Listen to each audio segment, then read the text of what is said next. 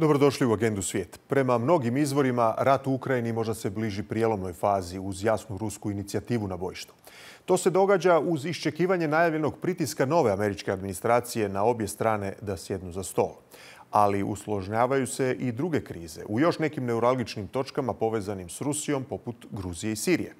Za uvod pogledajmo u kakvom se ozračju govori o primirju i mogućem završetku rusko-ukrajinskog rata u prilogu Tamare Marković.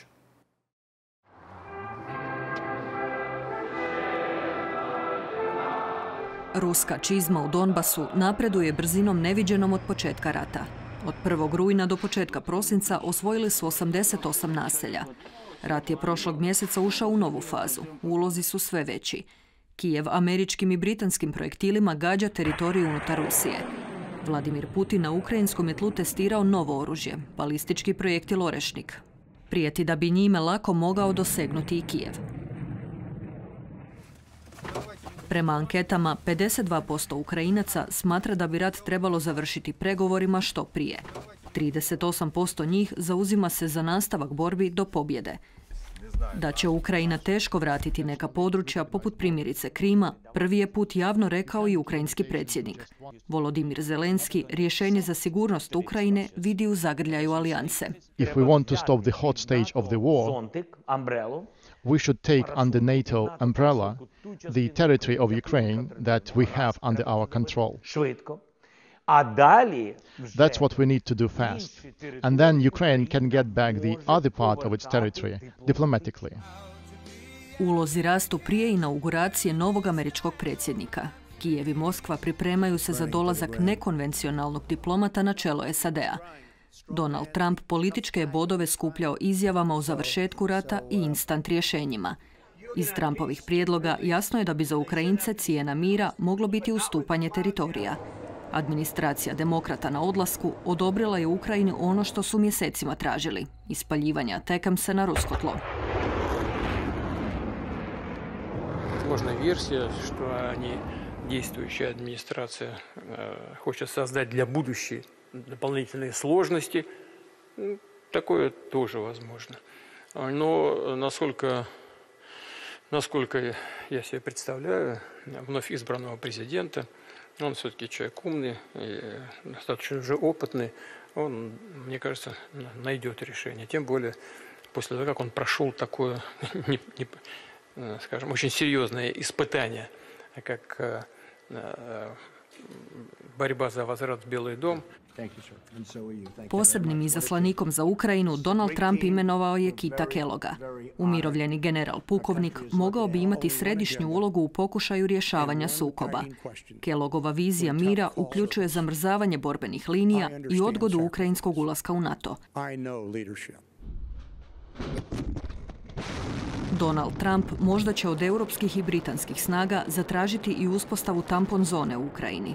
Nova šefica europske diplomacije Kaja Kallas kaže da bi Unija mogla poslati vojnike koji bi osiguravali mir.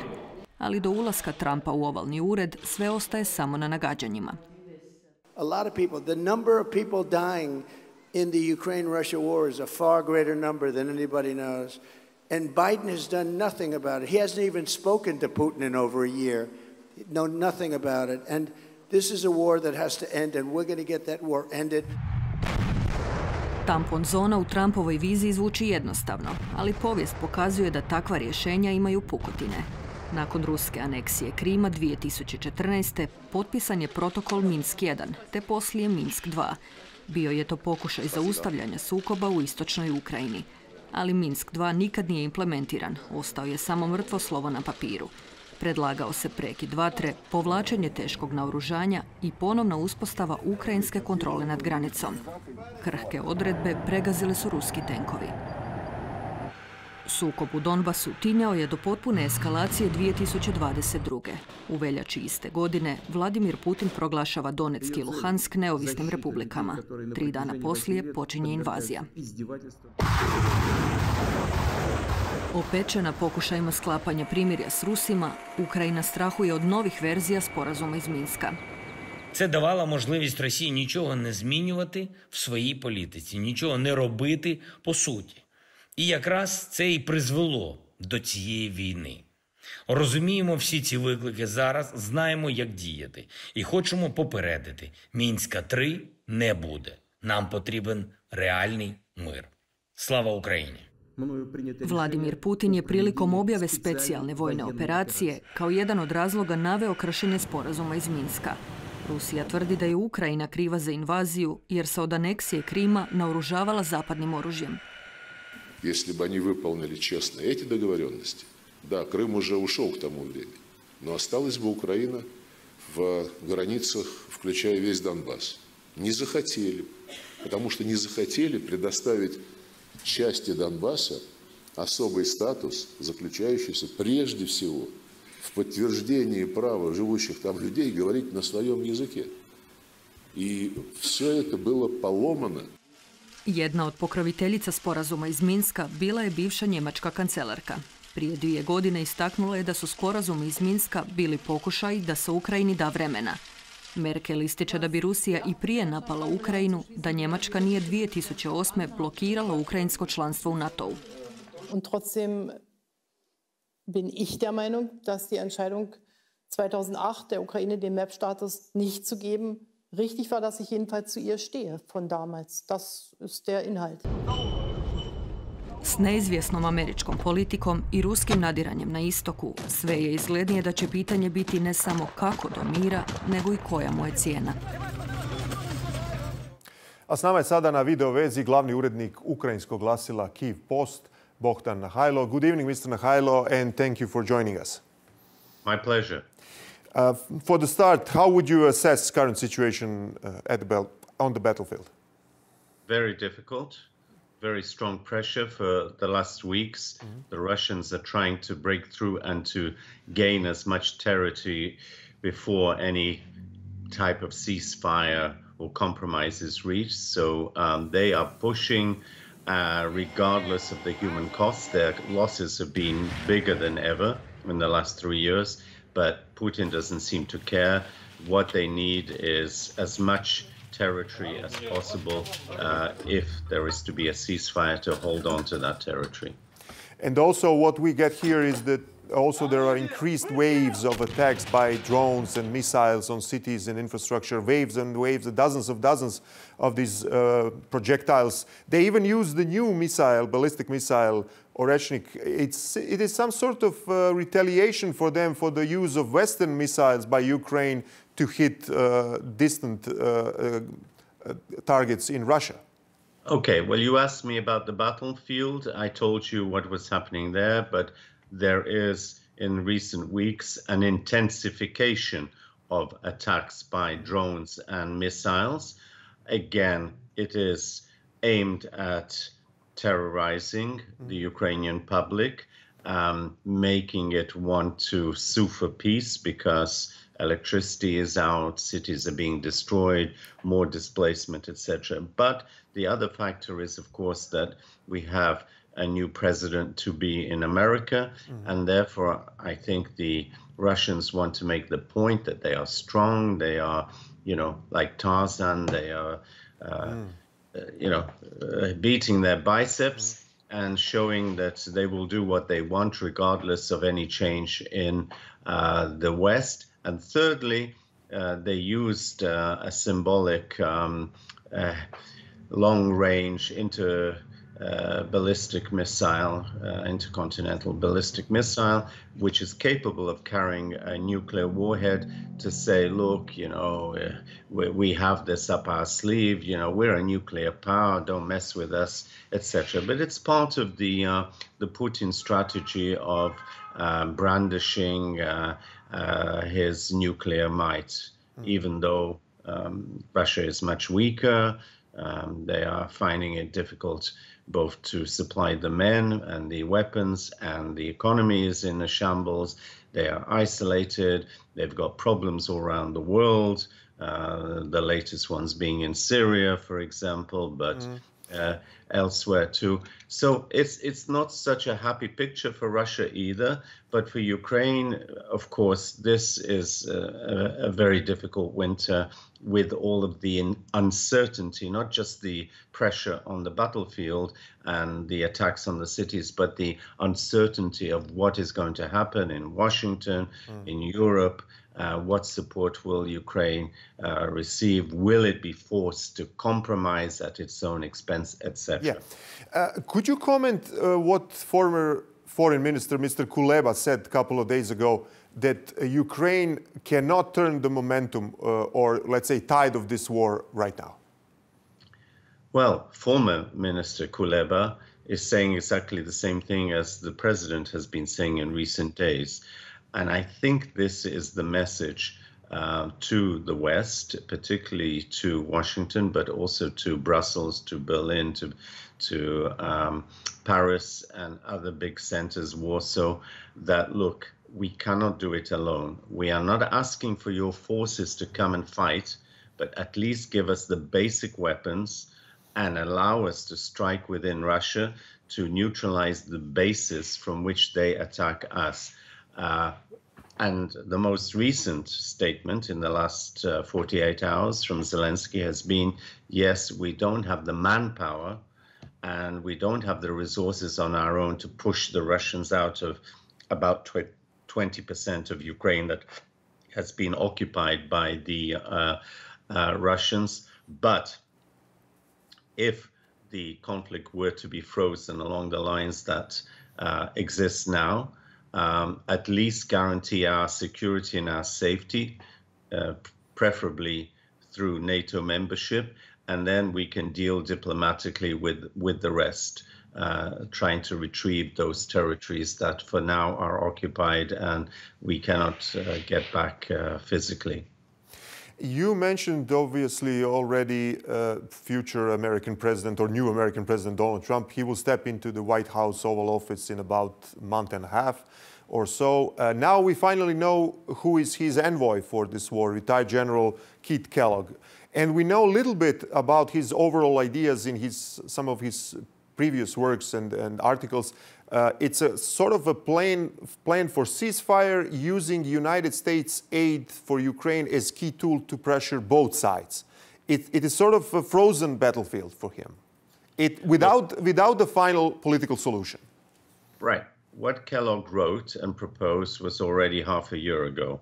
Situation has changed dramatically since, with Trump winning, with changes on the battlefield, and also, with Ukraine striking into Russia more strongly, etc. So let's say that was a starting point, and at the end of the day, that was a proposal. And like all of the employees of the new administration, of Trump's administration, they have to listen to their master's voice. And so he will have to play it by tune. And we don't know what Trump himself will decide to do. He's under pressure. He's under pressure because he has promised certain things, solving the issue, getting Zelensky and Putin to agree within 24 hours, etc. Okay, that was election talk. But now the reality is that we have a very, very complicated situation, not only in Ukraine and on the battlefield and in Russia, but also within Europe. And there are no quick fixes. And it's, I think, interesting to see that Trump has just announced in the last few hours that his first trip abroad, he's not even president yet, is going to be to France, ostensibly to see the reopening of the Notre Dame restored cathedral. But in reality, I think he is going to Macron. He may go to Berlin. Scholz is in a weaker position because of the elections coming up. But I think he's looking to see what ground there is to build a coalition of a kind of common approach, knowing that there's a much harder line approach from Europe as to what he's offered.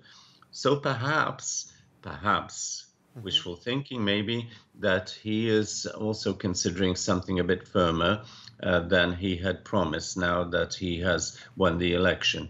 And we don't know at the end of the day what his ego will allow. Will his ego allow him to sell out Ukraine and Eastern Europe and go the way that the Americans left Afghanistan? Or will he at the last minute say, no, I'm not going to do that, I'm going to be tough, and Vladimir Putin, you know, this is my message. You've got to give something very also significant in return. It can't be one-way traffic. You're the aggressor. We told you that years ago. And so for us to do business, you have to give something substantial in return. We saw in our story that the sentiment among Ukrainians have changed during the war in favor, maybe even losing some of the territory, but losing lives and ending the overall destruction. Do you agree with that stance, that this is now majority of people will even accept some territory being lost for the sake of peace? I think the majority of Ukrainians will accept a compromise, but it depends on what terms, not as a giveaway, not as we have given thousands, tens of thousands of lives and had our cities destroyed and suffered what we have to give up. No. If there is firm security in the sense of NATO membership, which is what official Kyiv is pushing for, then yes, we can live with that, and let's see what happens. Look, I mean, you're speaking from a Croatian channel. You yourselves went something very similar in the early 90s. And there was a situation where you seem to have been pushed back by superior forces. You regained ground eventually, whether militarily or diplomatically. The point is, for Ukraine, it has to try to survive as an independent state. And even if its territorial integrity for the moment is not secured, we have many examples in history when we've returned to that subject later. Much will depend on what happens in Russia itself.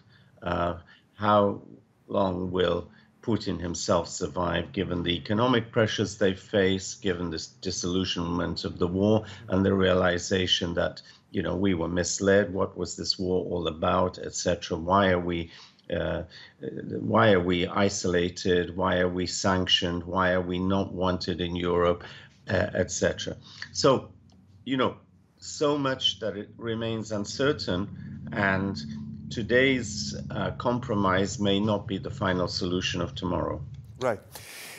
I think that our audience would like to know, since the war is now ongoing for over 1,000 days in Ukraine, obviously we are not talking now about front lines and cities and villages on the front line, but deep inside the Ukraine, cities like Kyiv and others, how does the everyday life looks like? Economy, does it work? Does children go to school, universities, and so on? Supplies? I'm usually in Kyiv as the chief editor of Kyiv Post. Right now I'm out on sick leave, but I was there recently. Again, we'll be returning. Life goes on. People are tired. They're not demoralized. They are tired. It's been 3 years, and especially, again, the last weeks of very constant bombardment, missile attacks, no sleep during the night. And you know what that means when energy infrastructure is hit? It means not only no electricity, it means no fridges, no lifts in high-rise buildings, internet problems. It just causes transport problems. It messes up your life.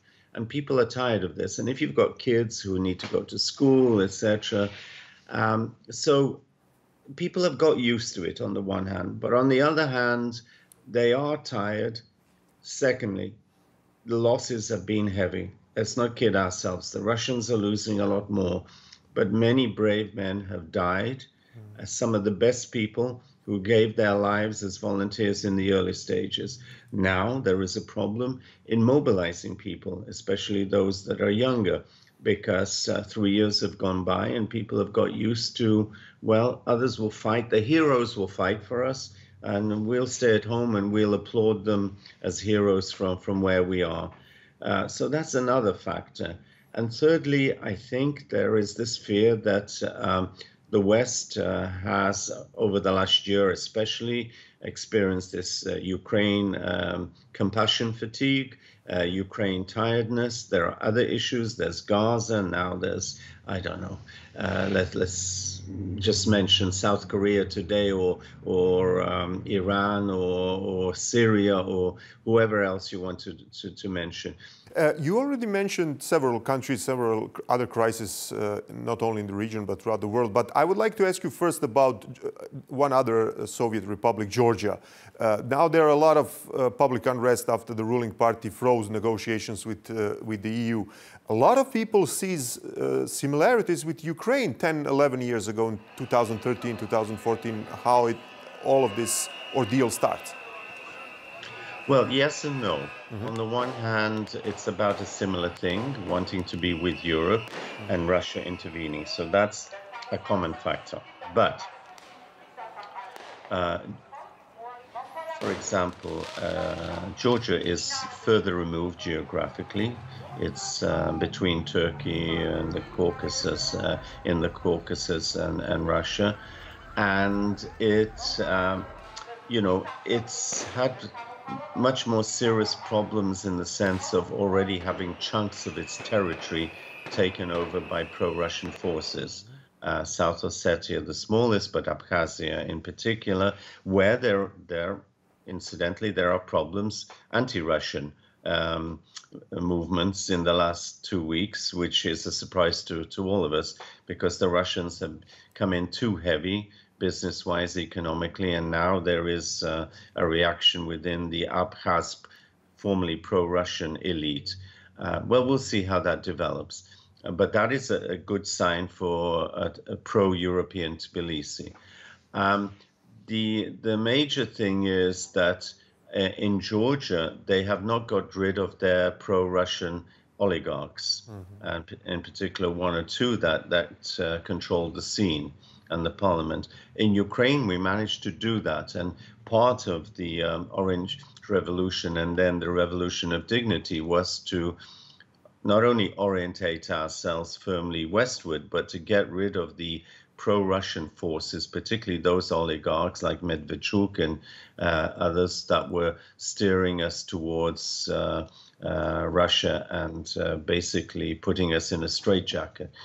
How it will work out, I don't know. Ukraine has been fighting now for over 10 years because the war started intensively with the mass full frontal attack in 2022 in February. But remember that it happened after the Revolution of Dignity. Russia quietly invaded Crimea with masked, camouflaged troops. And your media, Kyiv Post, published a story about Ukraine being involved in this latest offensive by Syrian rebels in Syria. Could you tell us more about it? In what capacity was this involvement, or still is, as advisors, instructors? Look, we have very good contacts through several of our staff members with the Ukrainian intelligence, military intelligence in particular. They feed us information. Sometimes we don't have a chance to, to check it. We try to. Obviously, we don't just go forward automatically because we're not a propaganda vehicle. But it seems that there have been instructors, advisors from Ukrainians out there because, after all, it's a common battle. The Russians are there in force. They've helped the Assad regime to stay in power. Years ago, they were bombarding the rebels, etc.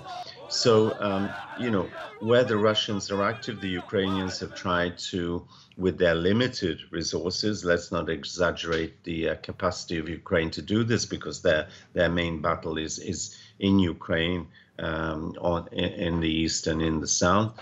But they have sent people, and that has been seen also in parts of Africa. So it's not a surprise. The Russians are everywhere with their advisors.